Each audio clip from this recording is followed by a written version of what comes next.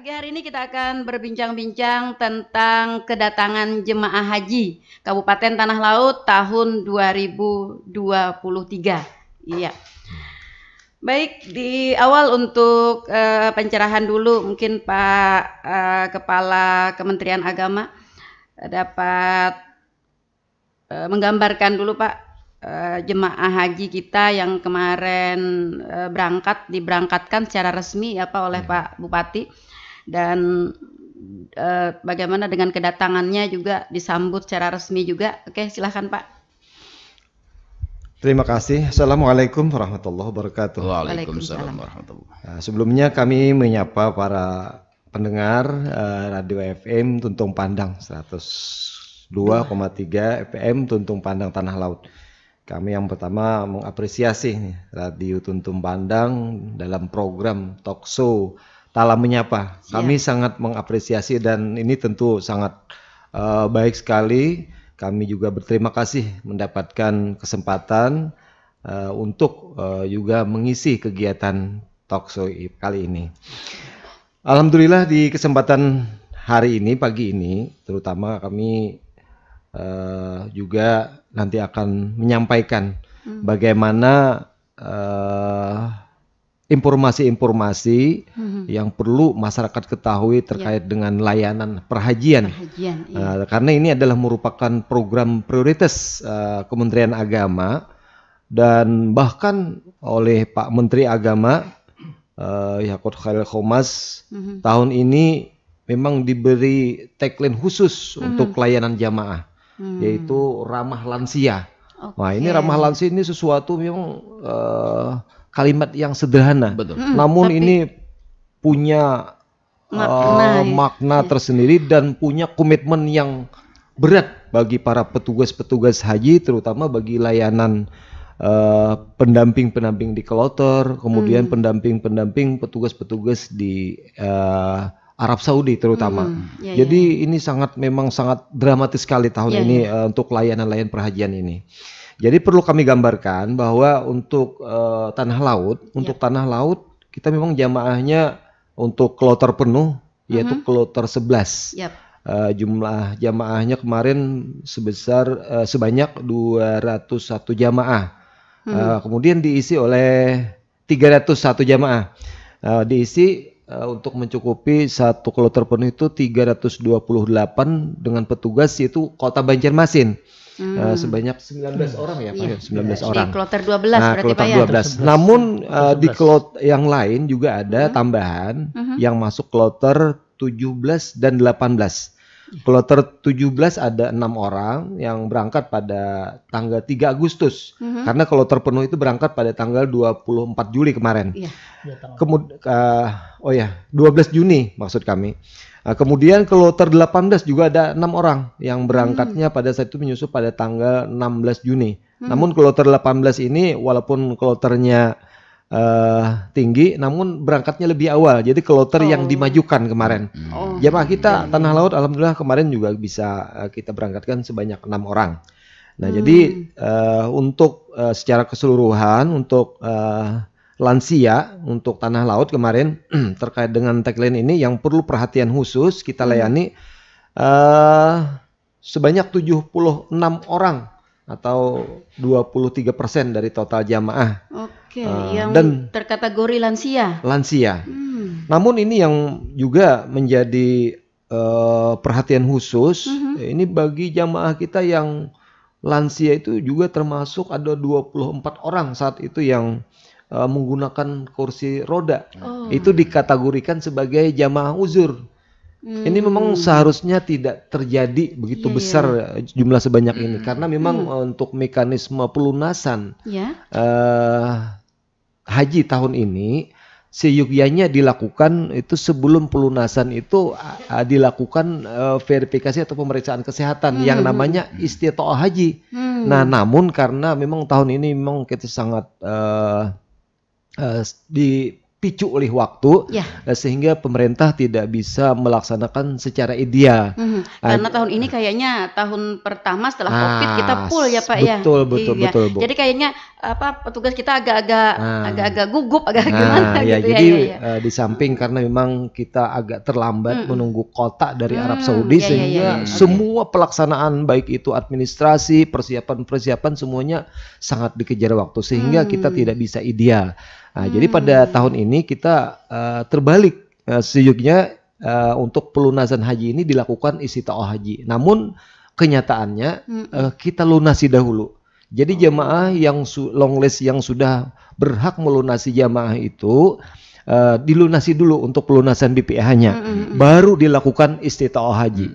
Nah, itu punya konsekuensi itu pemerintah kita dalam hal ini juga ada beban moral. Masa jamaah kita disuruh melunasi tapi malah ada semacam kendala pada saat pemberangkatan. Ini sangat tidak perlu terjadi seharusnya. Makanya ke depan akan datang ini akan lebih awal lagi, karena kota haji kita untuk Indonesia oleh Arab Saudi sudah diumumkan oleh pemerintah Arab Saudi. Alhamdulillah. Jauh-jauh hari berarti Pak ya kita sudah bisa persiapan. Jadi pemerintah Arab Saudi sudah memberikan kota masih normal, alhamdulillah, sebanyak 221.000. Insya Allah ini pemerintah kita akan lebih concern, lebih maksimal untuk mempersiapkan. Karena jauh-jauh hari jadi kita bisa tahu Bu ya. Jadi ini tahapan ini bisa kita lakukan dengan baik, baik itu bukan hanya terkait dengan jamaah, rekrutmen petugas pun mungkin lebih awal, sehingga petugas-petugas yang akan mendampingi jamaah itu akan lebih bisa maksimal untuk membina jamaahnya. Artinya lebih detail lagi, bahkan artinya face to face bisa dimitigasi oleh petugas-petugas kita yang akan datang, sehingga ini akan jauh lebih membantu dalam rangka perbaikan pelayanan kepada jamaah. Nah, ini satu sisi yang mudah-mudahan harapan kita ke depan ini akan lebih baik lagi, karena memang waktu kita cukup panjang untuk mempersiapkan. Nah, terkait dengan jamaah kita tahun ini, kita ada 2 orang Bu yang meninggal dunia. Yang meninggal dunia di Arab Saudi, perempuan, 2 orang perempuan dari Prehari dan Tambang Ulang. Satu yang meninggal di Indonesia dari penyipatan ya Pak Kasih ya. Kemudian jamaah tertua kita tahun ini tadi usianya 93 tahun. 93 tahun Ibu Sarpi. Dan beliau baik-baik saja, sehat saja. Walaupun beliau umur dikategorikan lansia. Ini termasuk yang pakai kursi roda bukan Pak? Gimana Pak? Ya, termasuk. Tapi beliau baik-baik saja.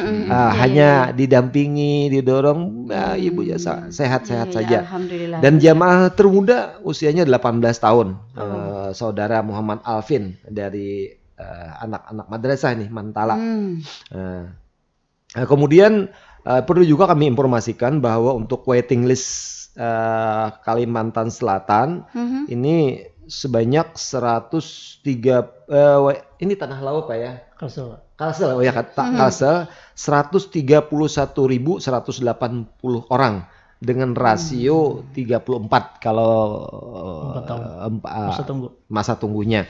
Tapi ini tidak perlu membuat masyarakat risau. Yang penting kalau kita sudah mendaftarkan haji, berarti niat kita sudah sampai. Jadi kita tidak usah artinya tinggal menunggu kapan, kalau memang itu sudah memang sampai langkahnya insyaallah.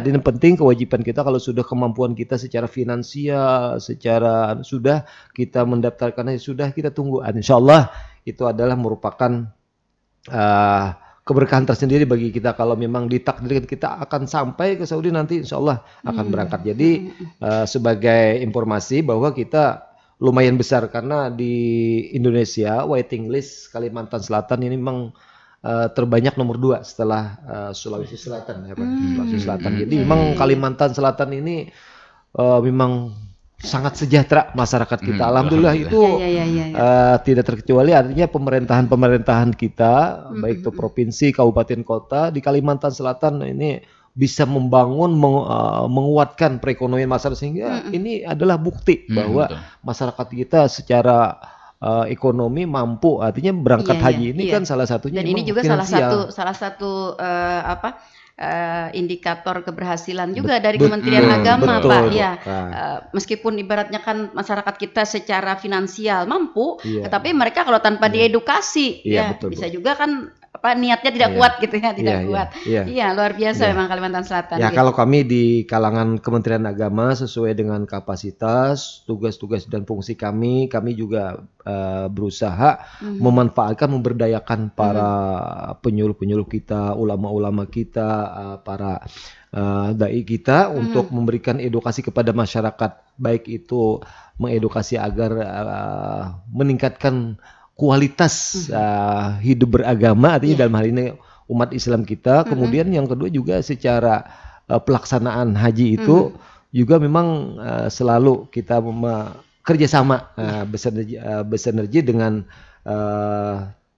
ulama-ulama kita, para penyuluh-penyuluh kami juga, sehingga kerjasama ini nanti akan terus menyiapkan untuk meningkatkan kualitas, terutama terkait dengan pelaksanaan ibadah haji ini, karena kemabruran haji itu sesungguhnya itu memang sangat penting bagi jamaah kita. Jadi semakin tingkat kemabruran haji itu semakin tinggi, justru keadaan masyarakat kita akan semakin baik, nanti semakin baik, insya Allah, mudah-mudahan. Amin. Kemudian juga perlu kami sampaikan informasi-informasi tentang perhajian ini. Kami sangat berterima kasih dalam hal ini karena semua pekerjaan, semua hal-hal yang terkait dengan program perhajian ini sangat didukung oleh terutama pemerintahan daerah. Ini kami sangat mendukung karena kami mungkin tidak akan bisa bekerja, bekerja dengan baik tanpa dukungan, support dari semua pihak. Dalam hal ini pemerintah daerah yang mensupport baik itu finansial, semuanya difasilitasi oleh daerah. Kemudian tenaga-tenaga teknis juga membantu kami, kerjasama antara pemerintah kabupaten dan stakeholder lainnya yang terlibat dalam kepanitiaan di daerah, baik itu di Kementerian Agama, saling kerjasama. Karena ini sangat berperan sekali, Pak, dalam memberikan layanan. Kami sangat bersyukur sekali, Tanah Laut itu kita mendapatkan apresiasi dari jamaah. Baik itu pada saat pelaksanaan keberangkatan selama haji sampai ke daerah, berarti itu terkait dengan petugas-petugas kloter kita. Karena petugas kita dalam kloter itu hanya 5, Bu. Jadi kita alhamdulillah satu kloter. Nah, itu yang dipandu oleh salah satu dari pembimbingan ibadah haji kita. Alhamdulillah tahun ini Pak Kasih PHO, Pak Haji Muhammad Wahyudi, dalam hal ini bersama tim yang lain, ini kami sangat berterima kasih mendapatkan apresiasi, pujian-pujian dari jamaah kita. Kami mendengar sendiri bahwa mereka sangat berjuang melayani dengan sungguh-sungguh. Alhamdulillah, sehingga kita di daerah merasa senang karena jamaah merasa puas, benar-benar melayani. Jadi apa yang berita-berita yang kita dengar pada saat pelaksanaan di sana, alhamdulillah tidak terdapat pada jamaah Tanah Laut. Alhamdulillah mereka benar-benar mendampingi. Jadi kami sangat berterima kasih karena petugas daerah kita, kita ada 3, Bu, ada 3 orang. Jadi di samping petugas kloter ada 5 orang, ditambah petugas daerah 3 orang, itu sangat membantu, Apalagi kita di Tanah Laut ada petugas kesehatan. Nah, ini karena memang kesehatan sangat berperan dalam hal ini untuk membantu jamaah, karena jamaah kita yang dengan rasio lansia dan ujurnya yang cukup banyak, ini tentu sesuatu yang tidak mudah pekerjaannya, melebihi melebihi layanan rasio para tenaga medis mereka. Jadi kalau praktik mungkin mampu melayani hanya beberapa orang rasionalnya, tapi kalau jamaah itu tidak bicara rasio lagi. Di sana memang benar-benar bekerja 24 jam.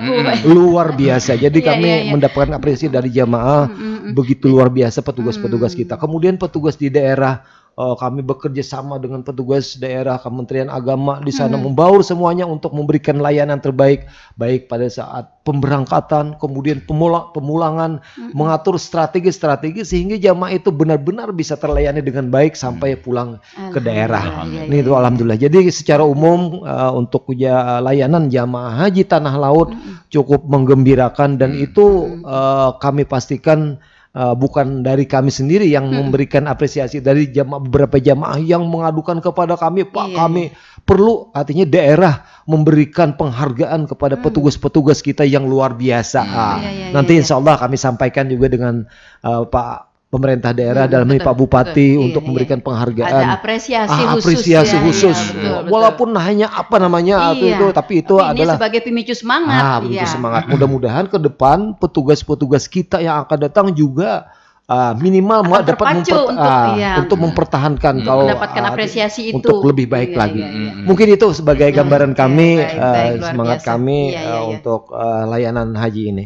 Mungkin itu dulu sementara dari kami. Jadi untuk selanjutnya nanti kami secara teknis mungkin Pak Kasih PHO, Pak Haji Muhammad Wahyu akan memberikan cerita-cerita atau informasi-informasi yang barangkali lebih menarik lagi barangkali karena memang terjun di lapangan langsung.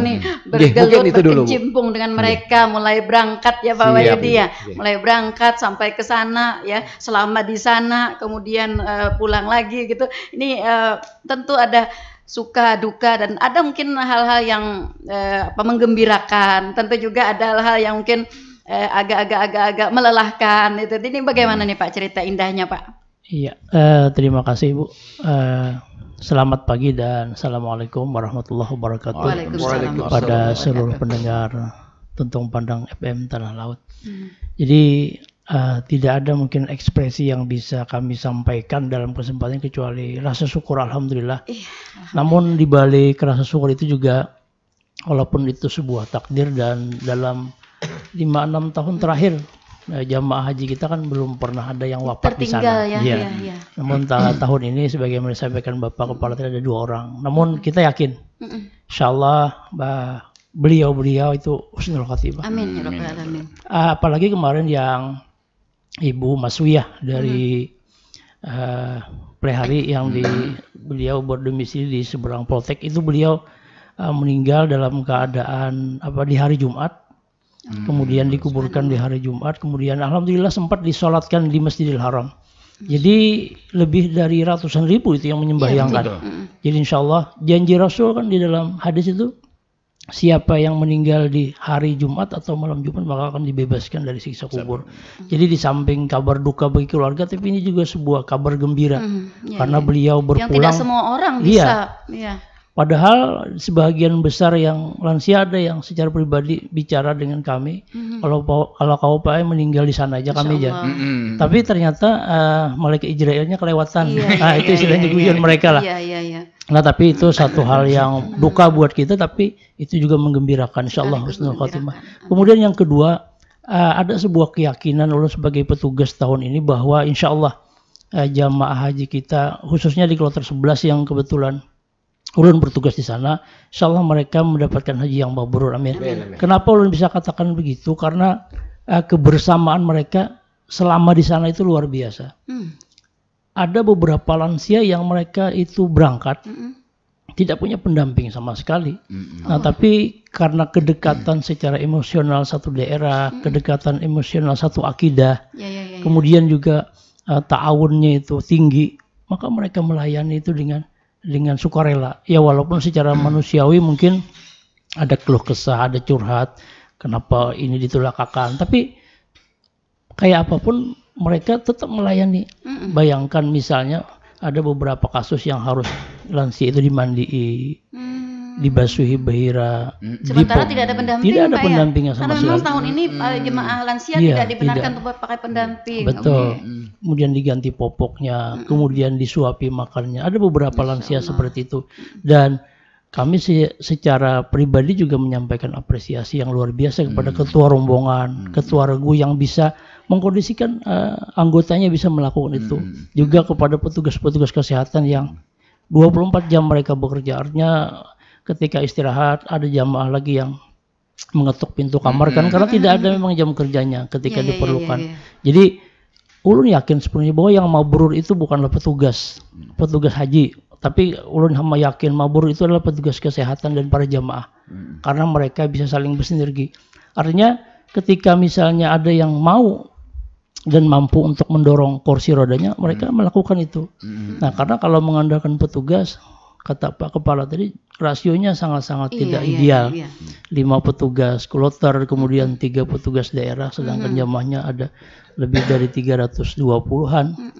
Nah, sehingga itu yang tidak bisa ideal. Makanya juga dalam kesempatan ini, insya Allah para jamaah kita juga mendengarkan talkshow kita pagi ini, kami juga dari petugas secara pribadi mengucapkan permohonan maaf yang sebesar-besarnya kepada para jamaah, karena tidak bisa maksimal untuk memberikan layanan, karena kekuatan kita juga terbatas. Bagaimanapun kita tidak akan di sisi bisa lain kita juga harus melaksanakan ibadah kita juga. Betul. Nah, jadi itu yang menjadi catatan. Kemudian yang kedua, sebagaimana saya Pak Kemenak tadi, yang kami tahu ketika viral-viralnya kejadian di Musdalifah, bahwa ada yang kelaparan, ada yang kehausan, dan alhamdulillah jamaah Tahan Laut dan jamaah Banjarmasin yang tergabung di kloter 11 itu mereka sekitar jam 7 pagi itu mereka sudah bisa keluar dari Musdalifah, dijemput untuk diberangkatkan ke Mina. Nah, dalam kasus di Musdalifah itu bahkan ada jamaah Indonesia yang sampai jam 2 siang mereka belum terangkut, karena memang pada waktu itu lalu lintas sangat kruit, kemudian angkutan juga sangat terbatas dan kemacetan di mana-mana, sehingga tidak memungkinkan mereka keluar. Sedangkan kita ketahui Musdalifah tidak punya perlindungan sama sekali, tidak ada gedung kecuali mungkin hanya hammam atau WC saja. Selebihnya adalah padang biasa yang tidak ada pohon, tidak ada perlindungan. Itulah yang membuat pasokan makanan dan minuman itu harus lebih diperbanyak pada saat itu. Dan ini sepertinya tidak diprediksi oleh pihak maktab. Nah, sehingga itu yang terjadi pada jamaah-jamaah yang lain. Dan alhamdulillahnya kita sudah jamaah kloter 11 dari Tanah Laut dan Banjarmasin 19 orang. Iya, sudah alhamdulillah mereka bisa tertib, kemudian juga bisa keluar dari Musdalifah sesuai dengan jadwal. Itu yang paling penting. Nah, itu. Kemudian juga karena tagline tahun ini Haji Ramah Lansia, maka tentu secara fikih pun juga banyak rukhsah, Bu, keringanan yang tidak mesti sama dengan orang-orang yang normal atau orang-orang yang biasa. Jadi ada beberapa hal yang mereka bisa dibadalkan. Ada status yang wajib haji bagi yang normal, itu bisa menjadi sunnah aja bagi mereka. Artinya di dalam ajaran kita, ajaran Islam, bahwa fikih itu sangat fluktuatif dan dinamis, tergantung dengan kondisi yang bersangkutan. Jadi alhamdulillah sepanjang pengetahuan semua jamaah yang lansia sudah bisa mereka melaksanakan kewajiban-kewajiban haji mereka. Walaupun memang tidak bisa mereka harus setiap saat ke Masjidil Haram atau ke Masjid Nabawi. Nah, itu nanti bisa dikondisikan sekali-sekali lah bisa misalnya. Tapi kalau bisa seperti yang normal, tentu tidak akan bisa seperti itu. Mungkin itu, Bu. Oke, Pak, kalau boleh tahu yang tadi meninggal itu apakah dari golongan lansia, Pak? Betul, jadi yang pertama Ibu Maswiyah itu kan umurnya memang sudah di atas 65, hampir 70 tahun. Beliau punya, sebelumnya juga mungkin punya rekam jejak medis, tapi yang beliau itu meninggal dalam keadaan memang tidak sakit pada saat itu. Artinya alhamdulillahnya beliau itu kemarin bertemu langsung dengan putra beliau pas datang. Jadi bahasa kitanya itu kadang mengalihi orang. Nah, artinya meninggal beliau tidak perlu harus sakit, harus dirawat segala macam. Nah, kemudian yang kedua itu beliau memang Ibu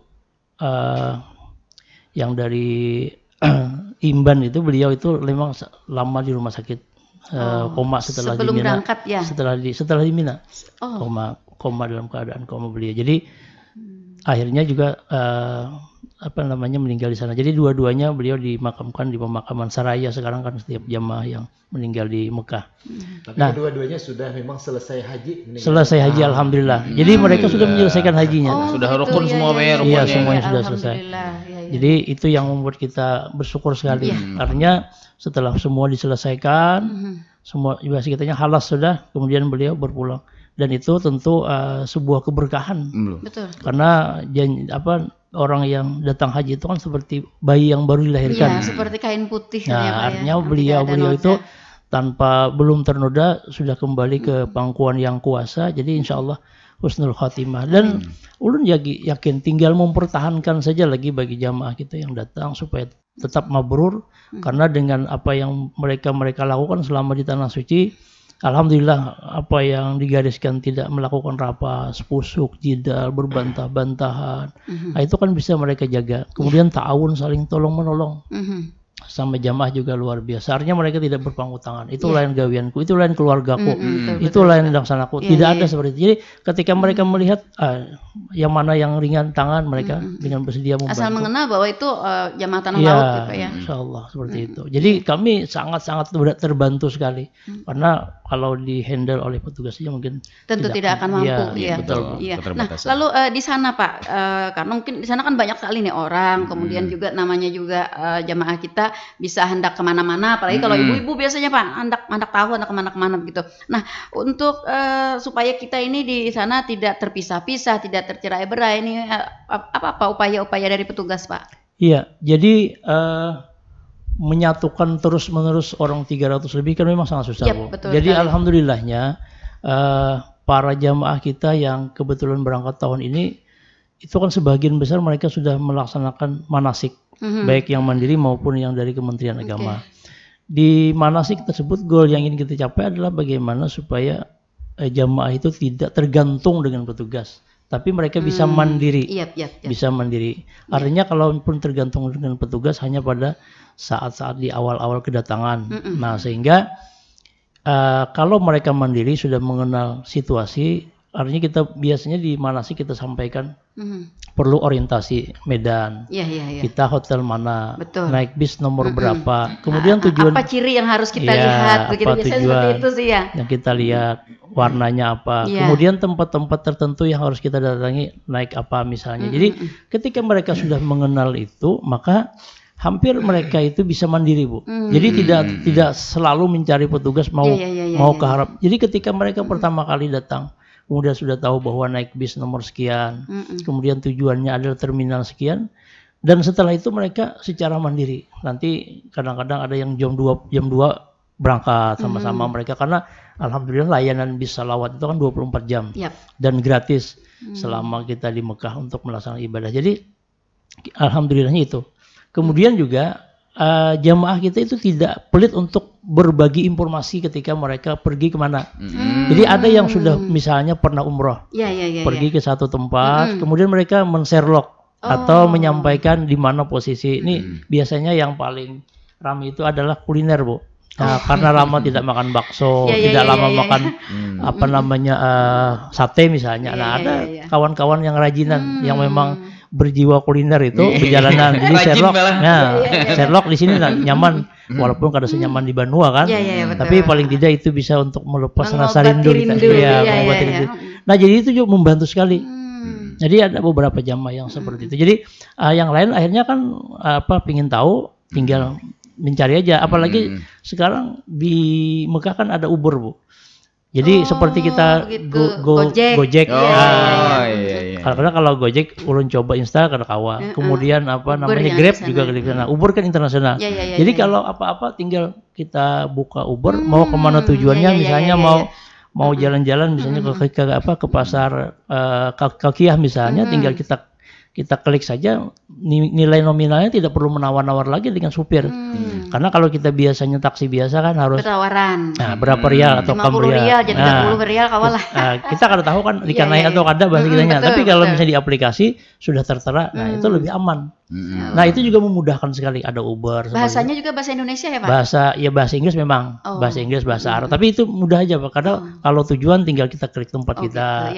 Nah, itu yang memudahkan. Nah, sehingga memang untuk sama-sama terus berkumpul tuh kita lebih banyak tadi di hotel. Nah, jadi seperti misalnya Arafah, Musdalifah, Mina, kita adakan pembinaan misalnya seperti itu, atau ada kegiatan dari sektor yang mereka mengumpulkan untuk kegiatan-kegiatan edukasi kesehatan misalnya, mereka kita kumpulkan. Namun ada juga inisiatif beberapa jamaah itu yang mereka melis, Bu. Jadi hari ini kita mau ke Jiranah misalnya mengambil mikat, siapa yang mau ikut? Bayar 10 rial misalnya satu orang, bilis di grup itu. Dapat 45 menginisiasi sendiri. Menginisiasi. Nanti mereka menghubungi kami sebagai Miadah. Ini ada 45 orang, tolong difasilitasi kayak apa kami mencari bis. Nah, ulun carikan bis. Kemudian silakan menghubungi langsung dengan dengan supirnya, bayar sedikit. Nah, jadi diantar ke tempat mikat kita di Jiranah misalnya, kembali kemudian ke haram, melakukan tawaf saya, selesai 1 kali umrah.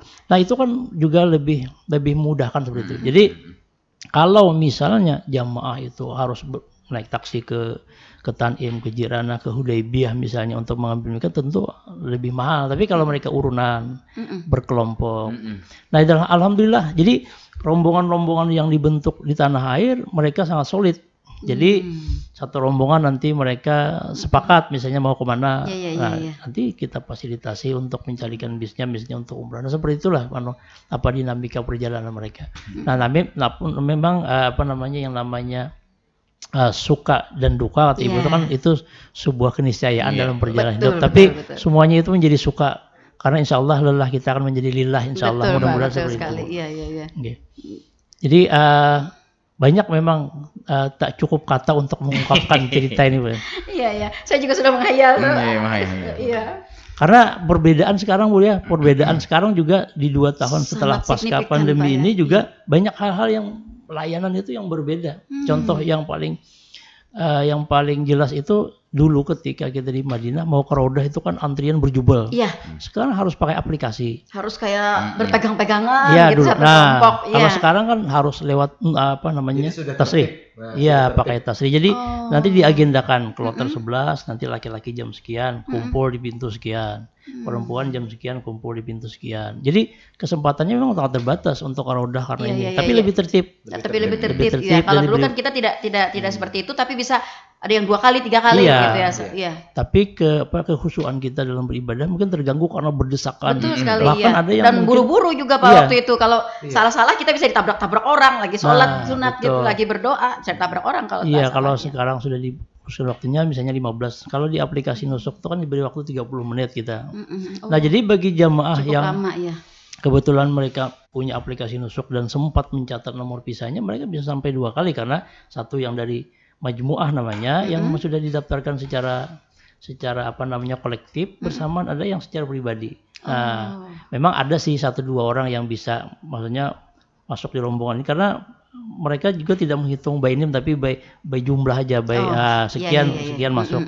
Nanti ditahannya. Nah, itu satu. Nah, kemudian juga ada kalau di Madinah itu biasanya kita patokannya kan pintu atau gate gerbang itu. Betul. Sekarang juga sudah diubah mereka kan nomornya itu. Beda dengan dulu-dulu yang masih hitungan. Nomor jadi kalau 16, nomor 18 kalau pintu masuk perempuan memang lebih banyak ke nomor 16 karena pas dengan pintu masuk ke masjid. Nah, itu sekarang sudah mulai diangkat mulai 301, dari 300 sampai 360 berapa gitu kan untuk pintu gate-nya. Tapi kalau untuk pintu masuknya tetap seperti dulu. Nah, itu yang beberapa hal memang yang ada update. Dan alhamdulillahnya Bu, pada tahun ini layanan konsumsi untuk ini tadi yang juga ingin saya betul. Layanan konsumsi untuk tahun ini yang dulu diagendakan oleh pemerintah itu cuma 2 kali. Cuma 2 kali. Sekarang sudah 3 kali. Bisa 3 kali. Termasuk berarti jemaah haji tanah laut kita ya Pak? Iya, bisa 3. Jadi pagi kita sarapan, makan siang nanti sama dengan makan malam. Jadi kemudian layanan sekarang juga yang berbeda kami rasakan ketika bertugas dulu adalah layanan jam-jam. Jadi kalau di Mekah itu ada namanya sebuah institusi di Al-Sini namanya Zamazimah. Jadi mereka itulah yang mendistribusikan air zam-zam kepada jamaah haji. Dulu kita dikasihnya per galon per lantai. Jadi beda duluan ambil. Sekarang tidak, mereka dikasihnya per botol. Jadi di botol itu dibagi jatahnya per hari misalnya sekian liter. Jadi ada istilah kalau kita mengadopsi iklan itu, makanannya boleh apa saja, minumannya jam-jam. Nah, itu kalau kita selama di sana. Karena memang setiap hari ada layanan itu didistribusikan terus kepada jamaah sehingga berlebihan. Jadi itu yang memudahkan kita. Kemudian menu juga yang tidak kita temukan itu waktu beberapa tahun yang lalu itu kita temukan sesuai dengan, walaupun ya tidak sama-sama betul sih dengan lidah kita, karena kita tidak akan bisa menyamakan lidah orang kan, beda-beda rasa tuh kan. Cuma kayak nasi kuning kan ada pagi-pagi nasi kuning, nasi goreng.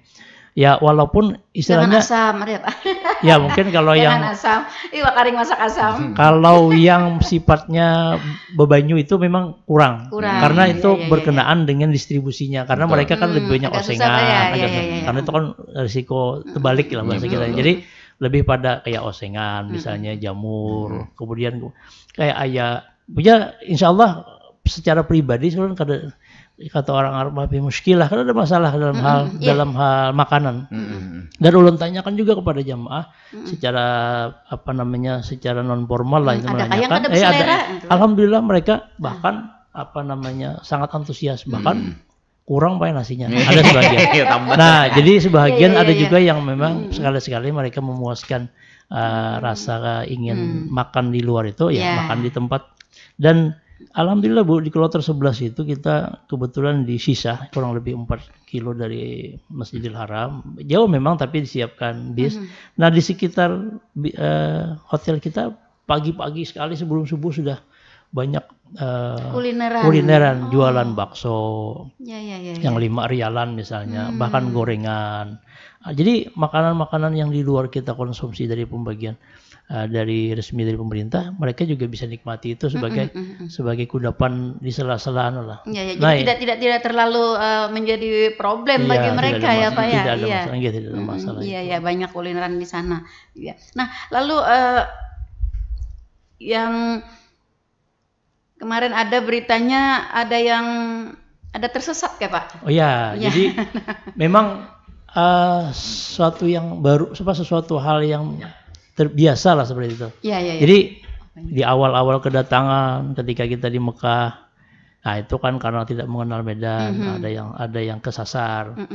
Itu pasti ada seperti itu. Jadi alhamdulillahnya biasanya di petugas itu ada grup. Jadi di share. Jadi siapa yang menemukan dia foto, dia share di grup. Ini ada jamaah karena kita difasilitasi dengan ID card yang sudah lengkap digelang, kemudian yang ID card digantung. Jadi insya Allah kalau selama jamaah patuh membawa itu, sesat dimanapun akan mudah ditemukan. Mereka nanti akan menghubungi kita. Ini ada di sektor sekian, jamaah 9 namanya ini, orang ini, silahkan dijemput.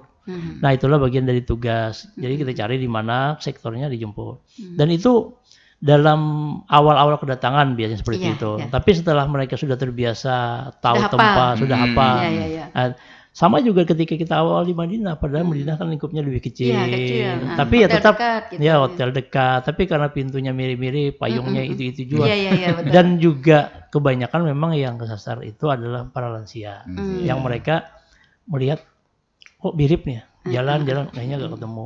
Bahkan yang agak banyak itu adalah ketika kita di Mina. Nah, di Mina kan tendanya sama. Misalnya mau kamar kecil, ke kamar kecilnya dapat mencari kamar kecilnya. Buliknya itu yang dapat lagi. Nah, di situ yang hampir beberapa jam setelah itu ada lagi laporan. Dan kadang-kadang orangnya itu juga. Pulang nih. Tapi bagus, itu bagian dari ladang amal buat petugas dan kawan-kawan yang membantu mencari. Nah itu jadi itu bagian lah dari dinamika di sana. Iya, katanya teman-teman juga itu bagian dari meramii katanya. Kalau itu kan ada cerita, kan ada rame. Yang penting hanya sesat jalan, bukan sesat dalam ajaran. Bukan sesat hati. Oke, baik Pak. Kita ke suara pendengar. Banyak sekali ternyata suara pendengar kita. Ada Pak Jailani Padang Luas Pak. Di antara larangan bahaji di sana tuh kan Pak, salah satunya jangan bertengkar atau berdebat. Nah, amun bakaka jalan hendak kahajarat aswat tuh Pak, pina batunjulan atau basikutan, nah sangat mengurangi pahala haji lah Pak, atau rusak haji. Terima kasih. Iya. Nah jadi sebenarnya perlu juga sama di Raudah. Mungkin suatu saat akan ditemukan formulanya kayak apa hajar aswat itu bisa tertib. supaya tertib. Jadi yang perlu kita ketahui bersama bahwa mencium Hajar Aswad itu bukan bagian dari wajib haji. Itu hanya sunnah saja. Bahkan ada ungkapan Sayyidina Umar yang sangat terkenal ketika mengatakan Hajar Aswad engkau hanyalah sebuah batu. Seandainya Nabi tidak mencium, kau tidak akan kucium, gitulah bahasa bebasnya seperti itu. Nah, artinya banyak jamaah kita yang memang masih mispersepsi dengan Hajar Aswad itu, bahwa itu bukan bagian dari kewajiban dan tidak harus mencium itu, karena Nabi pernah menyampaikan istilam atau kita mengecup dari jauh saja itu sama hukumnya dengan mencium. Padahal itu sunnah. Maka sering ulun sampaikan juga dalam manasik, jangan sampai kita melakukan yang sunnah tapi wasilahnya melakukan yang haram. Sebagaimana sampaikan pendengar kita tadi. Pak Jailani. Iya, jelas. Karena kita menzalimi orang lain, menyikut orang lain, menyakiti orang lain, menunjul orang lain, itu kan sebuah kezaliman dan itu kan jadi dosa. Masa kita hanya untuk bela-belain melakukan yang sunnah, harus melakukan yang haram. Nah, tentu itu sesuatu yang salah dan keliru. Makanya ulun tekankan, tidak perlu memaksakan, apalagi lansia harus menyewa ojek, berbayar. Ojek kan mereka pasti menyisihkan jalan buat kita, mereka pasti juga merugikan orang lain. Betul. Jadi hanya untuk hal yang sunnah tapi kita melakukan yang haram, nah itu yang perlu kita hindari. Ulun teringat dengan salah satu ulama kita di sini, mungkin ada yang kenal. Beliau sudah 16 kali kalau tidak salah umrah, 3 kali haji. Dan itu tidak pernah beliau satu kali pun mencium Hajar Aswad. Tidak pernah. Kenapa? Ketika ditanyakan, kata beliau, pertama takut kan. Takut di kerumunan lah. Betul. Yang kedua itu cuma sunnah dan mengkhawatirkan kalau kita berusaha untuk itu lalu menzalimi orang lain, bahkan nilainya nanti akan justru tidak dapat pahala, kata beliau. Nah, jadi ulun berpatokan di situ aja. 3 kali berhaji, 16 kali berumrah, tidak pernah satu kali pun. Nah, cuma sayangnya masyarakat kita ketika orang datang haji itu ditakuni. Berapa kali pian sempat mencium Hajar Aswad ya. Nah, Hajar Aswad lah ya. Namanya. Jadi nang tulak kalau ini yang rasanya rasa kada kobekesa.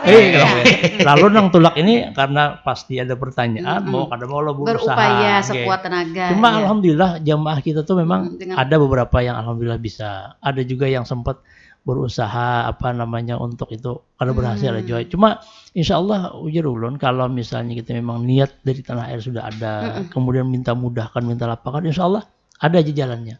Tapi memang ya tidak mudah. Tidak mudah. Tapi ketika kita istilam itu juga sudah bagian dari Hajar Aswad. Jangan sampai lah. Nah, kemudian tadi kata Pak Jailan itu jangan sampai rapas, pusuk, jidal, itu memang larangan-larangan ketika orang berihram. Kalau itu dilanggar ya tentu akan mengurangi nilai-nilai haji tadi, bahkan bisa akan membatalkan. Tapi kalau yang konteksnya adalah berjubel, menyakiti orang lain ya tentu akan mengurangi pahalanya itu. Iya. Oke, yang berikutnya Pak, ada Pak Najril di Plehari. Wajib haji merupakan amalan-amalan yang harus dilakukan dalam rangkaian ibadah haji. Jika salah satu tidak dilakukan ibadah haji seseorang, apakah tetap sah atau ia harus menggantinya dengan membayar damkah, Pak? Iya. Jadi haji ini ada perbedaan dengan ibadah lain. Kalau ibadah lain itu ada yang namanya rukun.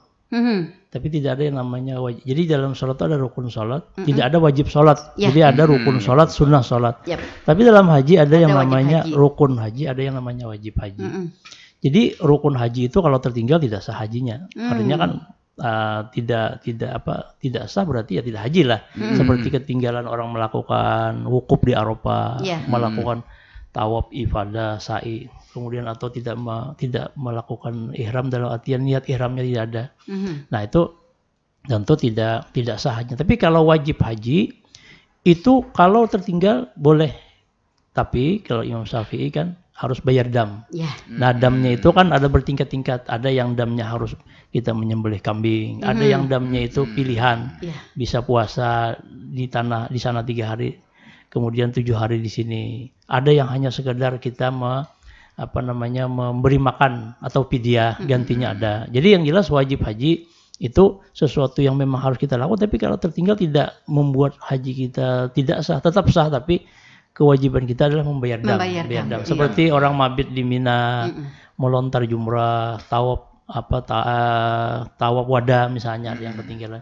Tapi bagi lansia, nah ini alhamdulillah ada rukhsah. ketika wajib-wajib haji itu tidak bisa mereka lakukan, bisa mereka dibadalkan. Atau bisa diganti mengambil pendapat yang lebih ringan. Ambil contoh misalnya tawaf wada. Tawaf wada itu bagian dari wajib haji. Artinya kita cuma perpisahan, tawafnya saja, tidak perlu sa'i. Bagi lansia mereka cukup dari jauh saja untuk melambaikan tangan misalnya sebagai bagian dari perpisahan dengan Masjidil Haram. Atau misalnya dibadalkan. Nah, ulun tolong digantikan tawaf pada ulun. Nah, itu juga bisa. Nah, itu juga artinya ada rukhsah di situ. Nah, itu yang membuat insya Allah kalau secara fikih jamaah kita tuh insya Allah terpenuhi semua rukunnya. Karena yang mana di rumah sakit kita badalkan. Yang mana mereka tidak bisa wukuf disapari wukufkan. Jadi insya Allah terpenuhi semuanya seperti itu. Teknisnya badal itu bagaimana, Pak? Apakah mungkin menyebut nama saja di sana atau ada pemberian? Jadi misalnya seperti melontar jumrah misalnya, karena jarak antara maktab kita maktab 25 itu ke pelontaran atau ke jamrat itu kurang lebih 4 kiloan. 4 kilo kalau memungkinkan kan jalan kaki. Kemudian kalau dipakai kursi roda pun juga karena ada tanjakan segala macam. Nah, mereka membadalkan dengan petugas atau dengan kawannya satu regu atau satu tenda atau satu rombongan. Nah, badalakanlah lontar, aku bahasa kita biasa saja. Nanti ketika yang menerima badal itu melontar, dia niatkan bahwa lontaran ini untuk si Anu bin si Anu terlontarkan. Nah, itu jadi sangat memudahkan sekali karena lansia kita kan tidak mungkin mereka harus ke Jamarat jauh sekali, 4 kilo kan lumayan. PP 8 kilo. Nah, seperti itu kira-kira Bu. Nah seperti itu ya Pak Najril di Plehari. Saya jadi rasa terharu teringat tawa perpisahan itu Pak. Jadi ingat kita waktu itu semuanya itu kayak sedih banget. Betul. Jadi yang kita titipkan tentunya sebuah kata. Hari ini kita berpisah, tapi untuk kembali itu. Emosi Bu ya. Emosi. Masih terbayang saya masih. Tolong Wan, yang berikutnya dibacakan. Yang nomor 3 di bawahnya Pak Najril. Maaf Pak, Batakun. Melihat di TV itu Pak banyak jamaah haji terlantar di Musdalifah. Nah, mungkin yang disampaikan Bapak tadi. Lawan makanan atau catering yang terlambat. Kayak pegaran kisahnya Pak sampai jadi kayak ini. Mudahannya kereda jamaah haji tanah laut kita. Maaf, maksud ulun ini harus jadi perhatian bujur-bujur pendamping haji menurut ulun, apalagi bebuhan kampung kayak kami nih. Kada tapi mengerti. Udin sedunia Pak didamit. Sedunia. Iya, terima kasih Udin sedunia dan seakhirat gitu. Sedunia akhirat. Jadi alhamdulillah sebagaimana kami sampaikan di awal, untuk yang terlantar di Musdalifah alhamdulillah jamaah tanah laut tidak ada yang terlantar. Jadi kita masuk di Musdalifah itu diantar sekitar jam 11 sampai di Musdalifah, kemudian mengambil batu, sebagian ada yang tidur, ada sebagian yang melakukan salat sunat. Kemudian tidak berapa lama kami coba koordinasikan, langsung kita mendekati pintu keluar supaya memudahkan kita, jangan sampai didahului oleh yang belakangan datang langsung merengsek mendekati pintu keluar. Karena yang sama maktab itu bukan satu kloter tapi puluhan kloter. Jadi misalnya satu maktab 25 mereka membawahi ada 10 kloter. Jadi mereka perskam-persep kan. Jadi kalau kita datang hanya berleha-leha di sekitaran di tengah-tengah Musdalifah tanpa mengantisipasi kita keluar nanti didahului orang lain, maka bisa jadi akan terkena kasus seperti Musdalifah. Jadi kemarin itu sekitar 10 sampai 15 menit ketika mereka tiba di sempat istirahat di Musdalifah, kami coba koordinasikan dengan ketua kloter, coba kita mendekat saja dengan pintu keluar. Karena kan teknisnya di Musdalifah itu pintu masuk di sini, pintu keluar di sini. Jadi kalau kita di sini aja begana, yang belakangan datang nanti mereka langsung ke sini, kita nanti akan tertahan. Nah, jadi kita coba koordinasikan, kita coba mendekati pintu keluar, dan alhamdulillah sesuai dengan estimasi sekitar jam 7 pagi, walaupun sudah merasa matahari sudah mulai keluar dari balik bukit itu, sudah mulai hangat lah, sudah mulai menumbuk, karena kan cuaca di Musdalifah di Mina pada waktu itu kisaran 44-45 derajat kan. Itu kan lumayan memberangat lah jarum Banjar kan. Nah, jadi alhamdulillah tidak terlantar. Nah, tapi memang di Mina kasusnya itu memang beberapa kali kita yang terlambat makan. Karena setelah kita evaluasi, kita lihat ternyata memang maktab menyiapkan, karena sepenuhnya Masyair namanya di situ. Masyair itu kita ketika berada di Arafah, Musdalifah dan Mina itu semua menjadi tanggung jawab pihak maktab. Jadi keterlibatan pemerintah kita itu tidak ada lagi karena kita sudah kontrak dengan maktab. Nah, maktab kayaknya memang mereka kewalahan dalam melayani makan jamaah di tenda-tenda itu. Akhirnya setelah beberapa hari baru kita ketahui bahwa kita harus punya inisiatif sendiri. Kita datangi matbakh namanya, dapur pemasakannya. Ketika mereka sedang mempak, langsung kita ambil alih. Ini untuk kloter kita. Nah, ternyata mereka kita dulu kan sifatnya karena kita orang Banjar apalagi kan. Bahasa Jawanya nerimo. Bila diantari orang, ayo kalau diantari orang. Nah, ternyata memang kita harus punya inisiatif datang ke matbah itu atau kita lapor ke pihak maktab.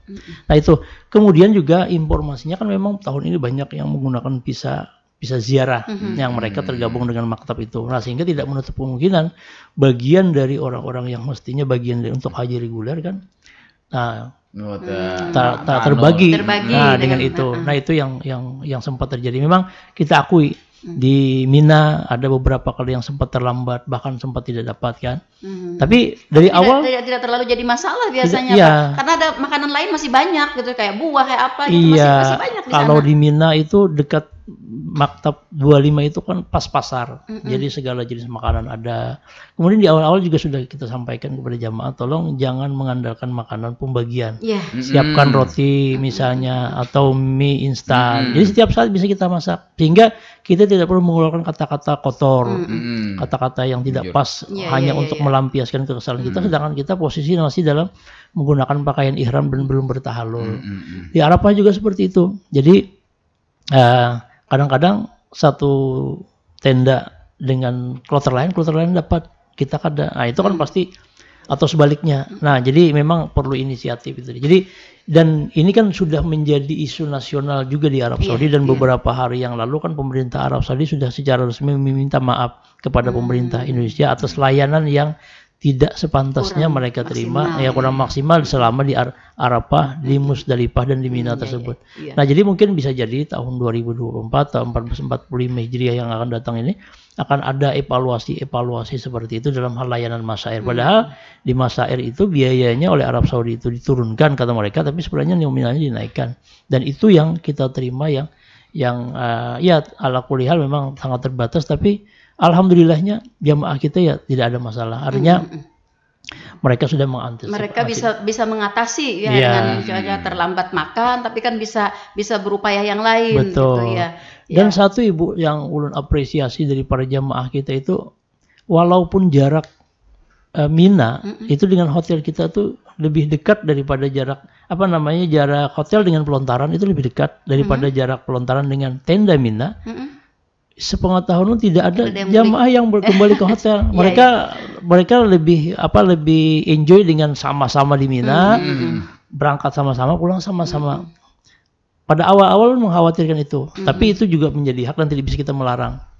Karena kebetulan ketika ulun tugas di Aziziyah dulu lebih banyak mereka yang ke hotel ketimbang kembali ke jam 12 malam kembali ke hotel. Nah, kembali nanti setelah asal sambatannya sudah melewati tengah malam gitu ya. Mereka kembali. Tapi ini tidak, mereka tetap mabit di Mina sesuai dengan apa yang Rasul lakukan itu kan, mabit di Mina. Kemudian mereka di tanggal 13-nya karena mengambil napar sani baru kembali ke hotel sama-sama. Nah, itu yang ulun apresiasi sekali dan respect lah dengan jamaah haji kita yang bisa mematuhi itu. Walaupun mungkin kalau yang tidak terpantau 1-2, tapi tidak ada laporan bahwa ada jamaah.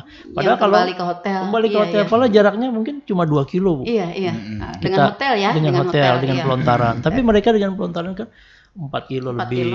Artinya mereka lebih memilih sama-sama di sana. Memang konsekuensinya bagi mereka yang kembali ke hotel kan tidak mendapat fasilitas makan. Nah, itu mungkin juga bisa jadi pertimbangan mereka mengapa tidak kembali ke hotel. Tapi kalau dilihat dari segi nyamannya. Iya, kalau menurut sebagian sih kawan-kawan gitu, kenapa tidak kembali ke hotel, tetap di situ karena ini kan sebuah pengalaman yang luar biasa. Yang luar biasa kita. Kapan kita merasakan lagi betul. gitu ya? Ya, jadi riyadahnya, mujahadahnya justru ketika saat kita di tenda. Iya, betul sekali, itu suka dukanya luar biasa. Betul, gitu, ya. Betul sekali. Alhamdulillah. Ya, oke, lanjut kita ke suara pendengar. Ibu tidak bisa membaca karena Ya, berkaca-kaca. iya. Ada Islam di Gunung Raja nih, Bu ya. Batakon Pak Nah, ya, mungkin sudah kita ulas juga sebenarnya, mungkin baru aja beliau. Batakon Pak Nah, yang rancak jemaah sesat atau keluar dari rombongan tuh karena kelalaian orangnya apa? Kayak terlambat bergabung tulak atau pendamping jemaah yang kadang absen, Pak. Rancak mendengar kayak itu, Pak. Terima kasih. Iya. Jadi betul. Jadi memang kita tidak bisa 300 itu waktu ngumpul semua gitu ya. Karena orang yang 10 saja berangkat itu kembalinya mungkin separuh. Karena kalau sudah tawaf sama-sama itu pasti terpisah, pasti terpisah karena tidak bisa mereka di jamaah lain itu setertib kita. Yang mau mengalah apa segala macam. Ada yang nabrak-nabrak, ada yang masuk ke rombongan kita. Iya, betul. Nah, jadi memang karena pertama memang masa orientasi aja itu. Jadi ketika memang yang kita tidak bisa juga menyalahkan jamaah karena kan kemampuan mengingatnya beda-beda. Apalagi lansia, makanya keinginan tahu juga beda-beda. Iya. Makanya kalau lansia memang harus ada pendamping. Artinya paling tidak ada kawannya. Ada kawannya. Cuma masalahnya ketika sama-sama berkawan itu pun terpisah juga. Nah, itu yang kadang-kadang jadi kendala. Jadi sebenarnya ketika orientasi itu bisa dilakukan, artinya naik dari bis sampai terminal, dari terminal ke arah masuknya pintu berapa, itu sudah bisa dipahami, dan itu seiring berjalannya waktu mereka sudah paham betul. Makanya Ujarun tadi, ulun kadang-kadang iseng-iseng duduk di lobi. Jamaah kita tuh ada yang turun jam 2, 4, 5, 3, bahkan 2 laki bini aja turunan di lobi, ulang perhatikan di lobi itu kan. Karena kan mungkin mengantar semua kan. Nah, mereka turun. Hendak ke haram Pak, hendak bersubuh kan jam 3, jam 2 turunan. Nah, jadi itu sudah biasa karena sudah orientasinya jalan. Betul. Jadi paling lama sih kayaknya 2 atau 3 hari lah kita berorientasi itu. Yang lainnya sudah kayak hafal aja. Iya, itu aja sebenarnya faktornya itu adalah orientasi di awal saja. Kalau itu sudah jalan, itu paling satu ya mungkin beda pintu aja. Dan kadang alih juga, kadang sampai. Cuma yang sampai hari ini kan mungkin kalau tahu update terakhir kan ada satu masih untuk se-Indonesia lah. Yang satu orang yang masih belum ditemukan itu. Yang kan kemarin 3, 2 sudah ditemukan, satunya meninggal kan, yang satu yang belum ditemukan itu. Nah, itu kan kemarin kasusnya juga hilangnya juga di Mina. Di Mina, dan itu dari KBIH. KBIH itu kelompok bimbingan ibadah. Jadi yang mereka itu dari tanah air sudah menyatu dengan kelompok bimbingannya. Jadi bagian dari kloter, tapi mereka istilahnya eksklusif lah. Nah, mereka bagian itulah yang mereka tuh tertinggal itu kemarin tuh. Itu kan pencariannya sampai ke Taif, sampai ke Jeddah, pencarian mereka itu dilakukan, tapi informasi terakhir masih belum ditemukan. Jadi jamaah kita juga ini sebagai bagian dari cerita peringatan ya. Jadi ada juga jamaah kita kemarin ketika kembali ke hotel dari Mina tanggal 13 itu, sampai di hotel ada laporan. Di hotel kadeda, di tenda kadeda kan. Nah, itu juga ada kemarin. Tapi alhamdulillah itu kada sampai tempo malam. Artinya yang bersangkutan atas inisiatif sendiri hanya bisa pulang. Dengan menggunakan taksi waktu itu. Nah, itu juga makanya kita perlukan sekali yang namanya WA ini. Makanya orang tua yang lansia itu kan tahu di WA itu. Nah, itu yang jadi masalah. Yang agak sulit Pak ya. Nah, itu apalagi Sherlock malah. Nah, kalau tahu di mana berada jadi Sherlock Pangjar. Nah, itu kendalanya kadang-kadang kita. Iya, kadang-kadang juga sebagian juga teman-teman waktu itu kepengen tahu Pak, kadang-kadang kita ini kan sudah sembahyang di sini gitu kan, kita lihat Bang kesana lagi. Nah, jadi jalan gitu kan, nyasar akhirnya sampai ke belakang. Pas keluar, di mana kita nih? Iya, tapi kita satu kan ya kita lihat jam, jam besar gitu. Kita menuju ke arah jam besar itu. Gitu. Jadi ada memang titik-titik tertentu yang biasa menjadi patokan. Yang kebetulan mereka naiknya di terminal Aziat, biasanya mereka menunggu di WC 3 misalnya kan seperti itu. Kalau yang kebetulan mereka di belakang di Sip Amer, misalnya mereka menunggu di bawah flyover atau apalah, itu ada patokan-patokan tertentu yang bisa mereka jadikan patokan itu.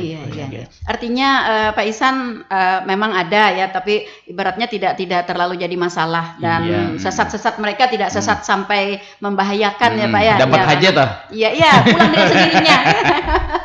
pulang dengan sendirinya. Itu tadi dengan bermacam-macam tadi sebab apa gitu kan, bermacam-macam. Ya, karena mungkin ada ketidaktahuan, karena mungkin ada tapi pinanggu dan macam-macam. Daya ingatnya beda, Bu ya. Iya, daya ingat beda ya, tapi yang jelas tidak ada yang jadi masalah, Pak ya. Iya. Artinya jangankan ke Mekah, ke Banjar pun mungkin namun seorangan dan kalau pernah sebelumnya bisa juga sasat. Iya, terputar juga. Iya, terputar juga kan di Banjar itu. Ini Pak, sedikit ini terkait internasional sebenarnya Nabi Islam ya. Kan ada Indonesia nih yang melakukan vandalisme yang mencoret-coret yang ada di Gua Hira. Ada kemarin viral juga. Jadi apakah ada edukasi khusus nih untuk dari tanah laut nih terkait vandalisme di Jabal Rahmah juga ada. Ini sekarang sudah agak viral nih Pak, ada yang mencoret-coret di Gua Hira. Memang betul ada memang ketika manasik itu kan kita sampaikan. Memang tempat-tempat itu kan tempat-tempat yang bersejarah. Nah, kita sebenarnya tidak perlu sampaikan di beberapa kesempatan manasik itu kada perlu meninggalkan jejak itu dalam bentuk yang terlihat. Iya, katanya yang viral ini Depok tulisannya Pak. Nah, jadi yang kebiasaan grafiti di tanah air kan bikin grafiti juga. Iya, gatal tangan. Ya, memang ada sih beberapa, tapi tidak sampai seperti itu. Misalnya menaruh foto. Ya, oke lah misalnya kalau itu amanah orang di kampung. Anda akan bang gambarku ya di Arafah. Kalau tidak sampai mengeluarkan hajat Pak. Boleh hajat. Ada seperti itu ya, ada masalah. Cuma kalau hendak manusia jangan yang kalau kelihatan. Ya mungkin di tangan aja kan tertulis gitu. Misalnya kita yang menginginkan supaya anak misalnya tulis namanya Muhammad misalnya. Itu memang tidak ada sih ajarannya. Cuma kalau hendak melakukan itu, lakukanlah seperti itu. Jabal Rahmah itu kan sudah beberapa tahun terakhir memang kemarin waktu sebelum musim haji itu puncak haji, Jabal Rahmah itu kan ditutup. Jadi kalau kita yang ngeziarah ke Jabal Rahmah sebelum puncak haji itu masih ditutup karena ada perbaikan. Nah setelah musim haji itu bagi yang ziarah dibuka.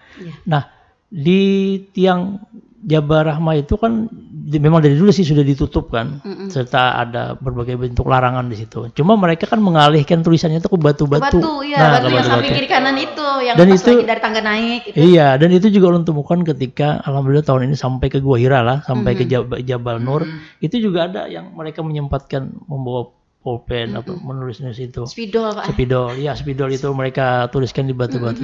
Tapi sebenarnya itu gak ada perlu sebenarnya. Artinya kan itu bukan bagian dari ajaran juga. Kalau ingin meninggalkan bekas ya tinggalkanlah bekas kita itu dengan doa dan harapan di situ. Bahkan ada yang kadang-kadang keliru.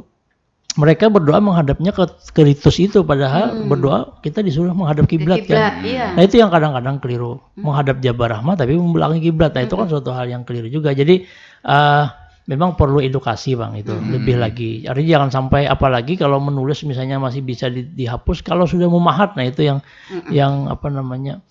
yang parah itu merusak. Dan juga sering kami sampaikan jangan sampai kita membawa sesuatu apapun dari tanah suci itu. Ada yang bawa tanah, ada yang bawa batu. Jangan gila ya, Dan pekat ya. Udah kau bulik ya. Nah kalau bisa ya jangan gitu kan kayak gitu. Memang insya Allah dimudahkan aja kalau memang kita sudah terpanggil. Cuma kalau sampai kepada hal-hal yang menjurus ke situ kan ya kita hindari aja. Cuma yang alhamdulillahnya ulun kada tahu persis malah kada setiap saat mendampingi mereka ke sana. Tapi dari percakapan itu kan juga kita mengedukasi walaupun tidak formal itu untuk tidak melakukan hal-hal itu. Vandalisme itu tidak perlu. Iya, karena viral nih Bu. Indonesia kata orang-orang Arab. Indonesia ini. Iya. Marah dia gitu loh. Iya. Karena jadi mencoreng nama Indonesia juga. Iya betul, satu yang padahal kan citra kita itu sudah baik. Jadi kita mendengar Indonesia Mia, Indonesia Kuwais. Nah, artinya kan pujian-pujian karena memang kita tertib, tidak mau berdesak-desakan dalam hal-hal antrian. Tapi ketika ada satu aja kan gara-gara nilai sedikit rusak susu sebelanga kan artinya tuh kan. Iya. Oke, mudah-mudahan dari tahun ke tahun. Yang pasti alhamdulillah jemaah kita tidak ada Pak ya. Jadi insya Allah hari ini Bu, karena kita disampaikan Pak Kepala tadi, kita kan terbagi 3 keberangkatannya nih. Kenapa bisa 3 seperti itu? Karena memang pemanggilan jamaah di tahun ini kan kota masih kurang nih, belum ada yang melunasi, dipanggil lagi urutan bawahnya, masuk lagi kita, akhirnya masuk kloter 18 6 orang, masuk kloter 17 6 orang. Nah hari ini insya Allah yang kloter 17 akan tiba nanti jam 1 siang. Pesawat mendarat jam 1 siang. Terakhir itu ya Pak ya? Yang terakhir. Jadi operasional haji itu akan berakhir nanti tanggal 6 Agustus ini semua sudah kembali termasuk petugas. Jadi insya Allah hari ini setelah podcast ini kemudian ke asrama haji untuk menjemput yang 6 orang, termasuk guru supian yang di mana sih ini di daerah Bajuan. Di Separakoda. Di Ketapang betul, guru supian hari ini kan datang insya Allah. Nah jadi info terakhir kan beliau sudah berangkat di di status itu kan. Insya Allah kalau sesuai jadwal jam 1 siang ini pesawat mendarat. Ya mungkin evakuasi dari pesawat sampai ke asrama haji mungkin 1 jam, jam 2-an sudah ada di asrama haji. Jadi insya Allah kami kawan-kawan dari panitia juga akan melakukan penjemputan, walaupun jumlahnya cuma 6 orang. Jadi alhamdulillah Bu. Jadi pulangnya kemarin kita juga kloter 11 itu kan kebetulan berangkatnya juga tidak utuh karena ada yang tidak memenuhi standar penerbangan. Jadi mereka menunggu kloter berikutnya. Jadi ada yang berangkat di kloter 12, ada yang di 13. Bahkan ada yang ketika kembalinya mereka ikut kloter 1. Ikut kloter 1. Jadi kalau sempat melakukan kegiatan di Madinah langsung pulang juga. Ada kemarin itu juga karena faktor kesehatan. Nah itu juga tetap dijemput oleh panitia.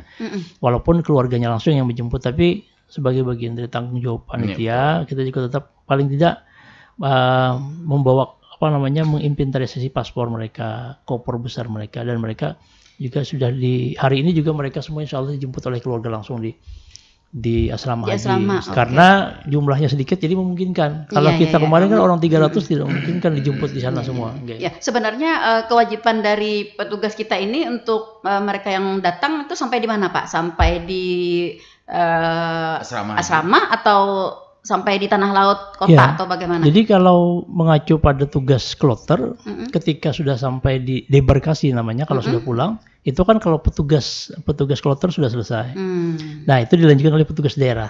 Nah petugas daerah mereka lah yang memfasilitasi kepulangan. Tapi secara emosional ya tetap juga kita kadang melepaskan aja. Jadi ketika kita bisa melakukan penjemputan ya tidak ada masalah. Artinya walaupun karena sekarang kalau kayak ulun secara pribadi bukan sebagai petugas tapi sebagai bagian dari panitia lah, ibaratnya panitia kedatangan. Nah itu insya Allah nanti kita jemput nanti sama-sama, itu disambut lah, walaupun tidak semeriah mereka yang orang 300. Iya, kemarin kan secara simbolis Pak ya sudah oleh Pak Bupati. Nah lalu kalau mengantar kan kemarin sampai di Pelihari ya Pak ya, kada boleh kan ya keluarga mengantar sampai ke asrama. Nah kalau menjemput berarti keluarga boleh menjemput sampai di asrama ya Pak? Kalau tahun ini yang kloter besar, yang di kloter 11, mereka tetap tidak bisa juga. Tidak bisa Jadi kemarin itu dijemput oleh bis, ada 8 atau 10 bis kemarin tuh. Kemudian mereka beberapa destinasi terakhir bagi yang di Bati-Bati, Tambang Ulang, Kurabui Makmur di kantor kecamatan Bati-Bati, bagi yang selain itu di Almanar. Jadi semuanya dijemputnya di situ. Memang ada sih pengecualian beberapa orang yang kebetulan terdaftar hajinya di Tanah Laut tapi domisilinya di Barabai karena pindah kan. Ada yang di Banjarbaru, di Martapura. Mereka kan tidak mungkin ke Pelihari lalu boleh pulang. Nah itu kita berikan kesempatan untuk mereka bisa keluarga langsung menjemput. Tapi kalau yang ke Pelihari ya tetap ke Pelihari. Nah itu seperti itu kemarin mekanismenya. Pada jemaah yang kemarin yang jemaah besar yang pertama datang itu pada dasarnya pada kepulangan itu tidak ada hambatan Pak ya, tidak ada permasalahan maksudnya. Ya alhamdulillah. Barang yang tertinggal atau apa? Memang ada beberapa Bu jemaah kita yang barang tertinggal di sana. Itu memang ya tidak terlepas dari tanda kutip karena keteledoran lah. Ya. Karena tergesa-gesa atau apa, lalu tertinggal. Tapi ada juga ketika ditemukan oleh petugas sana, mereka sudah mengonfirmasi juga akan mengirimkan. Nah, tapi ada yang utuh, ada yang tidak utuh. Jadi tidak hanya ketika kepulangan, selama di sana juga banyak kita temukan yang barang-barang tercecer. Biasanya di tempat wudhu atau ketika di mana misalnya karena tergesa-gesa tertinggal. Atau betul tukar kebanyakan karena pinandu lagi. Betul. Jadi kalau kemarin itu berangkat kopernya Kempes, ini berangkat kopernya Betiana. Nah ini yang bisa beranak bercucu. Oke, habis suara pendengar kita. Baik, kalau berbicara bercerita ya Pak ya. Kalau semalaman diistilahkan iya seharianan semalaman kayaknya, apalagi kalau bagi orang-orang yang baru Pak ya, kesannya itu sudah luar biasa gitu, luar biasa. Tapi secara keseluruhan para jemaah haji kita di tahun 2023 sebagaimana tadi disampaikan oleh Pak Kepala Kantor Kementerian Agama dan Pak Wahyudi yang mendampingi langsung juga di sana, alhamdulillah semuanya lancar Pak ya, semuanya lancar, baik jamaah, petugas dan juga pendamping lainnya. Baik para pendengar, sepertinya waktu kebersamaan kita sudah berada di zona lewat dan itu tandanya kita harus mengakhiri bincang-bincang kita di pagi hari ini. Tapi saya masih tetap ingin ada statement closing Pak dari Pak Wahyudi. Silakan. Iya, terima kasih Bu. Jadi pertama tentu kami ingin menyampaikan terima kasih kepada pemerintah daerah juga yang sudah luar biasa sangat membantu untuk kepulangan, kedatangan, keberangkatan jamaah kita. Kemudian juga perlu kami sampaikan bahwa insya Allah nanti untuk Haji 1445 Hijriah atau 2024 nanti akan lebih dipercepat persiapan. Menteri Agama sudah mengumumkan bahwa nanti di September persiapan sudah dimulai. Kemudian di tahun 2024 juga masih sama dengan tahun ini. Tagline-nya Haji Ramah Lansia dan lansia tidak ada pendamping. Cuma bedanya sebagaimana sampaikan Pak Kepala Kemenak, nanti akan dilakukan screening ketat bagi lansia yang bisa mandiri, yang bisa berangkat, yang layak berangkat. Beda dengan tahun ini yang lunasi dulu, berangkat belakangan. Karena ada beban psikologis, masa orang sudah melunasi karena ditulakakan. Nah, sehingga suyuh-uyuhnya tulakakan karena dia sudah melunasi. Tahun ini akan coba dilakukan screening lebih awal. Jadi ketika memang tidak layak, jangan melunasi. Daftar namanya tidak keluar. Nah, itu yang akan menjadi filter nanti sehingga tidak menjadi dan tanda kutip beban lah, walaupun bukan beban sih, tapi bagaimanapun anggota rombongan dan regu nanti kalau tidak ada pendampingnya kan tentu akan mengganggu ibadahnya. Tapi kalau mereka yang mandiri, kita bisa membantu dengan sedikit bantuan sudah bisa terpenuhi. Dan tahun ini juga lansia kita banyak sebenarnya yang berkategori mandiri, itu tidak semua yang 23% itu mereka perlu bantuan. Ya mungkin 10 atau 15 orang ya ada lah seperti itu yang perlu kursi roda, tapi tidak semua seperti itu. Jadi ya mudah-mudahanlah ini juga menjadi bahan evaluasi. Betul. Bahwa hanya lansia yang mereka mandiri saja, bukan hanya sekadar diberangkatkan. Karena ada kasus yang hanya lansia itu, bukan kloter kita sih, kloter lain yang mereka hanya berpindah tidur saja. Yang kemarin tidurnya di kamar, di rumah, pindah ke pesawat, pindah ke asrama haji, gurunya pindah ke pesawat, pindah ke rumah sakit di Arab Saudi. Nah, jadi kan ada apa-apa sekali kegiatan. Nah, safari wukuf saja ke Arafah, dan bahkan ada yang sampai hari ini juga yang masih belum bisa kembali kan karena sakitnya tadi. Jadi, nah itu kan maunya harus diantisipasi, dan tahun ini memecahkan rekor kematian jamaah haji kita kan menembus lebih dari 700 orang. Padahal non eksiden kan. Nah, ini pengaruhnya memang karena yang berangkat adalah mereka yang memang sudah lansia dan punya risiko tinggi. Demikian kira-kira Bu. Iya, baik. Dan ini akan menjadi perhatian juga bagi para jemaah ya, para pendengar kita yang mungkin sudah diancang-ancang nih nanti di tahun depan akan berangkat. Persiapkan kesehatan dari sekarang ya. Betul. Iya, baik. Dan kita berharap mudah-mudahan urusan perhajian kita dari tahun ke tahun akan selalu lebih baik. Amin. Ya, baik bagi jemaah, ya petugas dan juga para pendamping. Amin. Baik para pendengar, sampai di sini jumpa kita di program Talkshow Tanah Laut Menyapa edisi hari ini Kamis 3 Agustus 2023. Terima kasih Pak Wahyudi. Terima kasih Pak Kepala Kementerian Agama, kebetulan tadi ada keperluan. Oke, dan terima kasih juga kepada para pendengar yang sudah berkontribusi bersama kami dan para pendengar yang sudah setia stay tune di 102,3 MHz RPPL Radio Tuntung Panah FM, radio berinteraksi untuk pembangunan Kabupaten Tanah Laut. Salah hilapnya kami mohon maaf. Akhirnya saya Nelly Aryani. Dan saya Operator Iwan Ferry bagi Anda yang ingin refleks.